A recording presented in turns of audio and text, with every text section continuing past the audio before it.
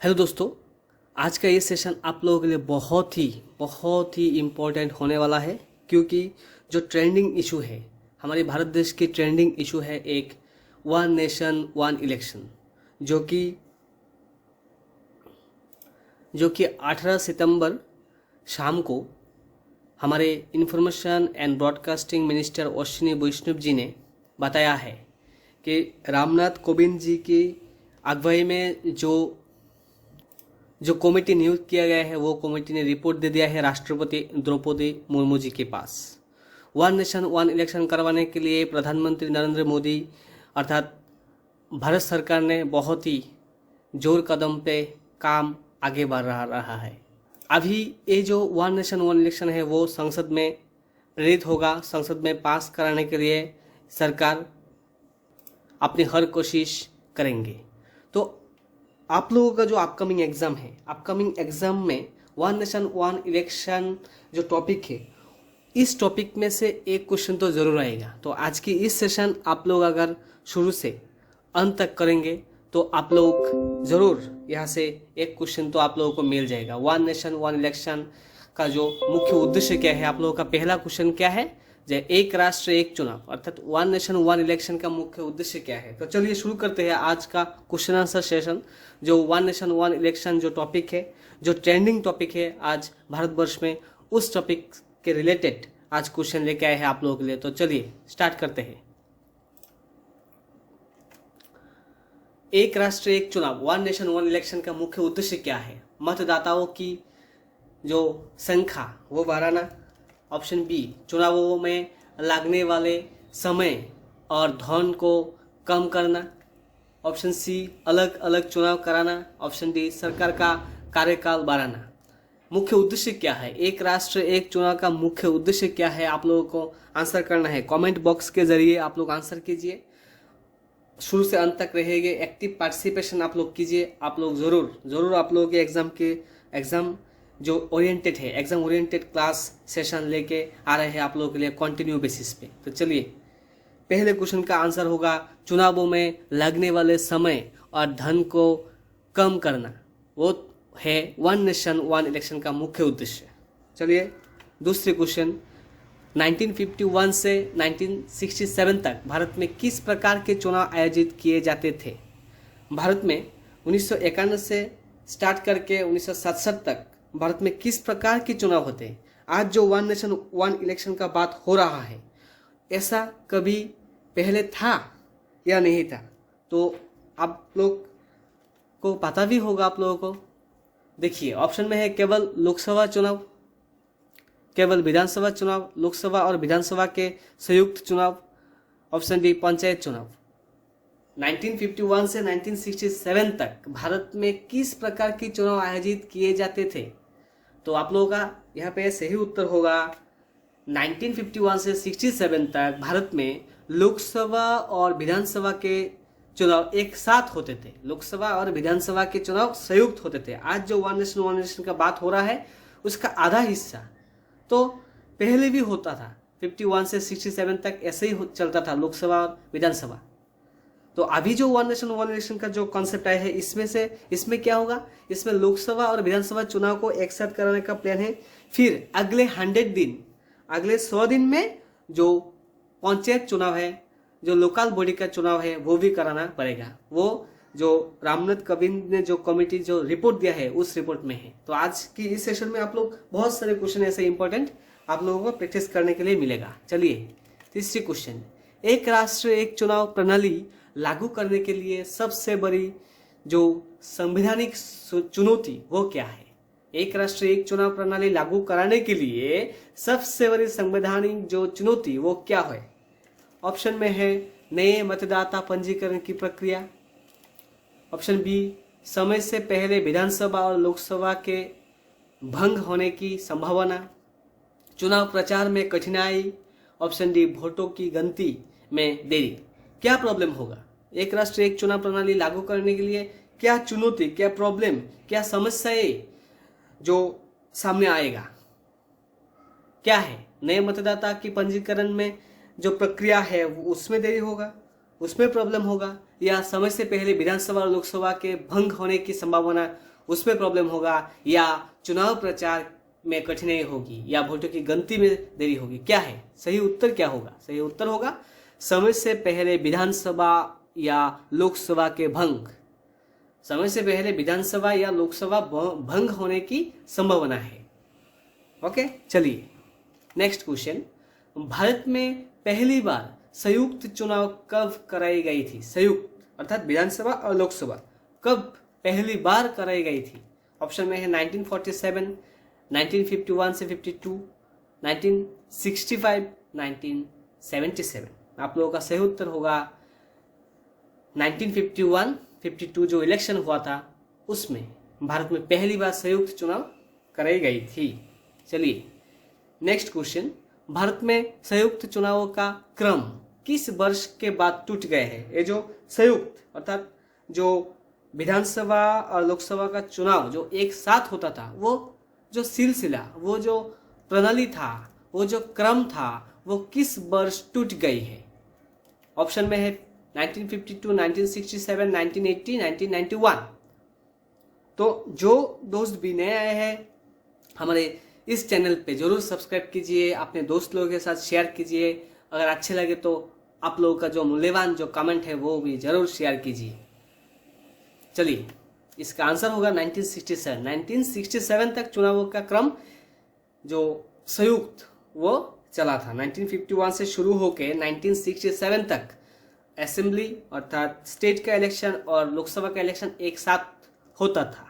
फिर वो सिलसिला टूट गया है 1967 में। अभी फिर से जो 2029 है, 2029 से फिर से वो अभी का जो मोदी सरकार है, सरकार चाहता है कि 2029 से फिर से एक देश एक इलेक्शन का जो प्रथा है वो चालू कीजिए। वो चालू करने का कोशिश लोकसभा में जरूर होगी। चलिए एक राष्ट्र एक चुनाव प्रणाली किस सरकार द्वारा फिर से चर्चा में लाई गई?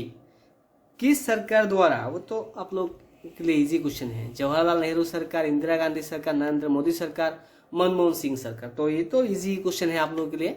नरेंद्र मोदी सरकार है। नरेंद्र मोदी सरकार 2024 में गठन किया गया था। तो इस सरकार ने फिर से एक राष्ट्र एक चुनाव प्रणाली फिर से चर्चा में लाई है इस नरेंद्र मोदी सरकार ने। चलिए भारत में चुनाव आयोग की स्थापना किस वर्ष हुई थी? चुनाव जो आयोग है, इलेक्शन कमीशन ऑफ इंडिया, उसकी स्थापना किस वर्ष हुई थी? ऑप्शन में है 1950, 1947, 1962 एंड 1984। आप लोगों का सही उत्तर होगा यहाँ पे 1950। 1950 में भारत में पहली बार चुनाव आयोग की स्थापना हुई थी। Next question. एक राष्ट्र एक चुनाव लागू करने के लिए कितने प्रकार के चुनाव एक साथ कराए जाएंगे?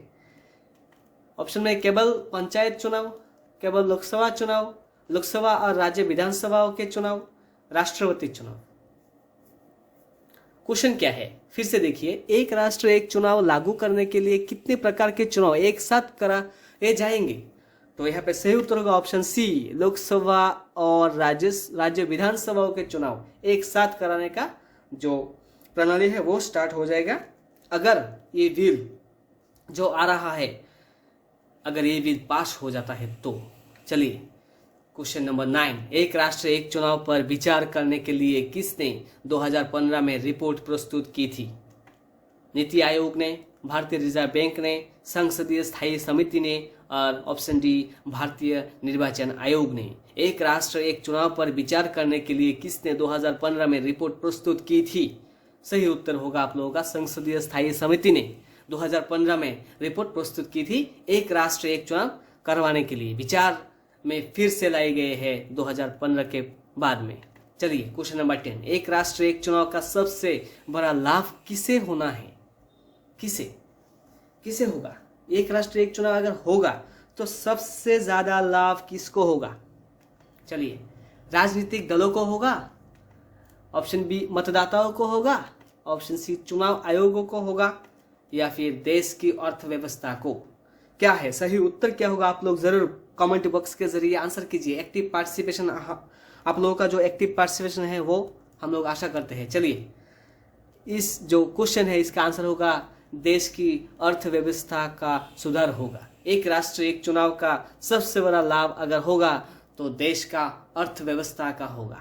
चलिए क्वेश्चन नंबर 11, एक राष्ट्र एक चुनाव के जो कार्यान्वयन है वो सक्सेसफुली करने के लिए किसने उच्च स्तरीय समिति का नेतृत्व किया?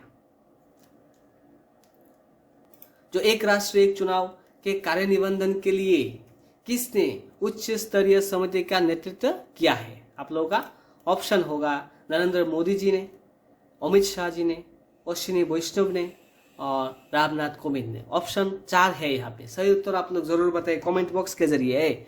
आप लोगों का सही उत्तर होगा रामनाथ कोविंद जी ने उच्च स्तरीय समिति का नेतृत्व किया है एक राष्ट्र एक चुनाव का जो रिपोर्ट वो प्रस्तुत करने के लिए। चलिए क्वेश्चन नंबर 12, रामनाथ कोविंद समिति द्वारा कितने संवैधानिक संशोधनों की सिफारिश की गई है? अगर वन नेशन वन इलेक्शन अगर होगा तो हमारा जो संविधान है उसका संशोधन करना पड़ेगा।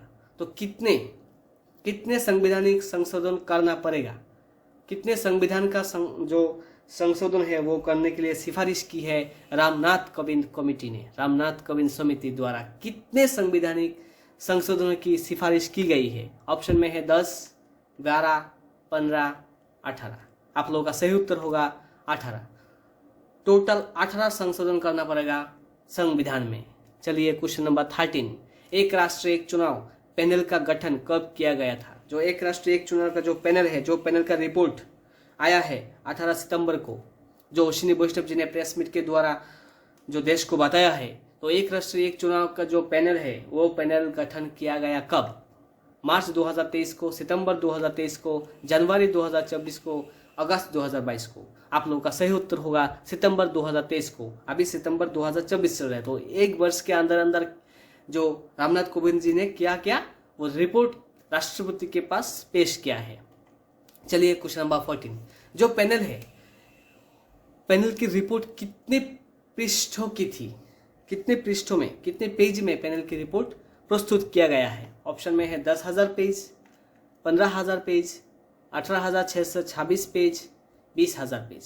तो आप लोगों का सही उत्तर होगा ऑप्शन सी, 18,626 पृष्ठों का रिपोर्ट तैयार किया गया है रामनाथ कोविंद जी के नेतृत्व में। आप लोगों का क्वेश्चन नंबर 15, किसने कहा कि एक राष्ट्र एक चुनाव योजना अगले 5 वर्षों के भीतर लागू की जाएगी? अगले 5 वर्ष के अंदर लागू की जाएगी या नहीं जाएगी वो तो आज के डेट में आपको भी नहीं पता, मुझे भी पता नहीं है, क्योंकि वो लोकसभा में प्रेरित होगा, लोकसभा में पास होना पड़ेगा, फिर राज्य सरकारों ने भी जो ये बिल आएगा राज्य सरकारों ने भी सोचेगा, राज्य सरकार का भी सहमति यहाँ पे जरूर ले जाएगी। तो बहुत ही लंबा प्रोसेस है। 2029 को वन नेशन वन इलेक्शन जो प्रणाली है वो स्टार्ट होगा कि नहीं वो तो पता नहीं है। फिर भी एक इम्पोर्टेंट पर्सन है, स्पेशल पर्सन है, कैबिनेट मिनिस्टर है, जिसने कहा कि अगले 5 वर्षों के भीतर लागू की जाएगी ये एक राष्ट्र एक चुनाव की योजना। किसने कहा? आप लोगों का ऑप्शन है द्रौपदी मुर्मू जी ने, नरेंद्र मोदी, अमित शाह, अश्विनी वैष्णव। किसने कहा कि अगले 5 वर्ष में ये जो योजना आया है, वो जो प्लान आया है वो लागू की जाएगी? तो इसने कहा है अमित शाह ने, होम मिनिस्टर अमित शाह ने ये वक्तव्य दिया है। तो चलिए दोस्तों, आज की सेशन यहाँ पे ख़त्म करते हैं। आप लोग बिंदास रहिए, अच्छी तरीके से आप लोगों का जो आरआरबी का जो प्रिपरेशन है वो प्रिपरेशन जोर दम से स्टार्ट कीजिए। एंड हम लोग भी डेली बेसिस पे आप लोगों के साथ current affairs, GK, Indian history, Indian geography, Indian polity related class लेके आएंगे आप लोगों के लिए, ठीक है? तो चलिए, सब लोगों को बहुत बहुत धन्यवाद।